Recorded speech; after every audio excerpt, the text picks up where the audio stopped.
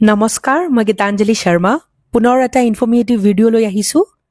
আজি মই আহিছোঁ ডক্টৰ আহুজাছ টুথ কেয়াৰ ক্লিনিকলৈকে এখন ডেন্টিষ্ট ক্লিনিক মোৰ ঘৰৰ ওচৰতে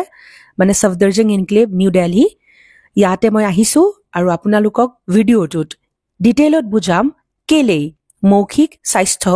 আমাৰ সমগ্ৰ শাৰীৰিক স্বাস্থ্যৰ বাবে জৰুৰী আজি মই আহিছোঁ স্কেলিং কৰাবলৈ স্কেলিং এটা প্ৰচেছ এই প্ৰচেছটোত আমাৰ দাঁতৰ গুৰিৰ টাৰ্টাৰ এণ্ড প্লাক এই বস্তু কেইবিধক গুচাই দিয়া হয় আপোনালোকে ভাবিছে চাগে এয়া কি হয় দাঁতৰ গুৰিৰ জমা হোৱা মল যাক শিলাগুৰি বুলি কোৱা হয় অসমীয়াত আৰু দাঁতৰ শিকৰ বুলিও কোৱা হয় চাগে আজি সেই প্ৰচেছটো কৰাব আহিছোঁ মই স্কেলিং কৰালে দাঁতৰ আলুৰ কোনো ধৰণৰ বেমাৰ নহয় যদি আপোনালোকৰ মুখৰ পৰা গুণ ওলায় সেয়া নাইকিয়া হ'ব দাঁতত যে পোকে খায় সেয়া নাইকিয়া হ'ব আৰু লগতে কিছুমানৰ দাঁতত সৰু সৰু বিন্ধা হয় তাৰ পৰা আপোনালোকে পৰিত্ৰাণ পাব স্কেলিং কৰালে দাঁতৰ পুৰণি দাগো নাইকিয়া হয় মুখৰ বাহিৰৰ ছালখনৰ আমি খুব ধুনীয়াকৈ যতন ৰাখোঁ নহয়নে কিন্তু মুখৰ ভিতৰখনৰো আমি খুব ধুনীয়াকৈ কেয়াৰ কৰিব লাগে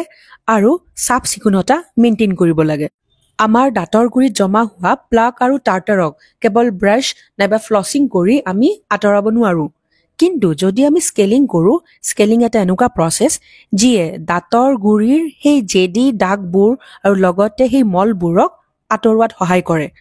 টাৰ্টাৰ প্লাক নাইবা শিলাগুৰি বিশেষভাৱে আমাৰ তলৰ পাৰীৰ যিকেইটা মাজৰ দাঁত তাৰ গুৰিত জমা হোৱা দেখা যায় কাৰণ সেই দাঁতকেইটা চাফা কৰাত অকণমান অসুবিধা হয় আমাৰ বাবে আৰু সেইকাৰণে যাতে ভৱিষ্যতত কোনো অইন সমস্যাই দেখা নিদিয়ে আমি কৰাব লাগে স্কেলিং ডেণ্টেল স্কেলিঙত ব্যৱহাৰ হোৱা যিটো যন্ত্ৰ তাৰ নামটো হ'ল স্কেলাৰ বিভিন্ন প্ৰকাৰৰ আছে চিকল স্কেলাৰ ছনিক স্কেলাৰ আল্ট্ৰাছনিক স্কেলাৰ এজন ডেণ্টিষ্টে স্কেলিং প্ৰচেছটোত পানী আৰু স্কেলাৰৰ সহায়ত দাঁতৰ গুৰিত জমা হোৱা শিলাগুৰিক আঁতৰাই দিয়ে মোৰ ওচৰত বহি যিজনে স্কেলিং কৰি আছে তেখেত ডেণ্টিষ্ট আৰু পিছফালে থিয় হৈ থকাজন ডেণ্টিষ্টৰ এছিষ্টেণ্ট তেখেতৰ হাতত থকা পাইপডালৰ নাম হ'ল চাকশ্যন পাইপ এই পাইপডালে মোৰ মুখত জমা হোৱা অলাগতিয়াল পানীখিনি বাহিৰত উলিয়াই দিয়াত সহায় কৰি আছে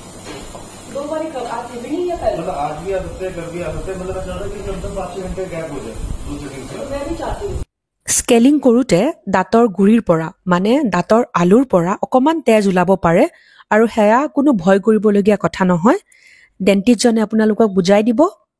মই আপোনালোকক বাছ এটা কথাই ক'ব বিচাৰোঁ যেনেদৰে আমি শাৰীৰিক আৰু মানসিক স্বাস্থ্যৰ ধ্যান ৰাখোঁ ঠিক তেনেকৈ মুখৰ ভিতৰখন অৰেল হেল্থ